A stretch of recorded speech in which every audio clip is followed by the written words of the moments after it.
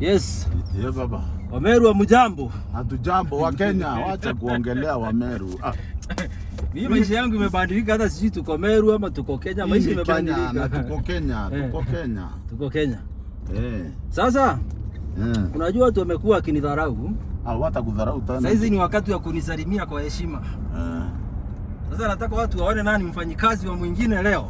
Sasa unataka kutusi mimi? Mimi ndio nimebeba hii nugu leo. Si wewe ni dereva wangu tu. Haki mwanda, unajua ukiongea ujinga utashuka. Wewe dereva wangu tu. Unajua mafuta hujui ni ya pesa ngapi? Ndio chungu sikanyange mbio. Hujui mafuta ni pesa ngapi hii gari? Leo nimeamua kubeba huyu kijana ndiye ajue maana ya Lexus 600. I'm the only man. Mmenunua mpya. I'm the only man. Ukanaya makalena za mbonde gani? Unaona? Lakini uzuri yake ana support Kindiki. Sana. Wale wote walikuwa wana support upuzi, sitaki haja, sina haja na wao mimi. Sasa hii mwenda nampenda juu tukisema left. Yes. Na tunataka wale wengine hawajajua wako wapi. Katika mlima ya Mount Kenya msiongee lugha ieleweki. Deputy President ni Kithure Kindiki. Na kama utakiambia mtoto wako yule ako class 1, ako grade 3, aandike ni Gachagua.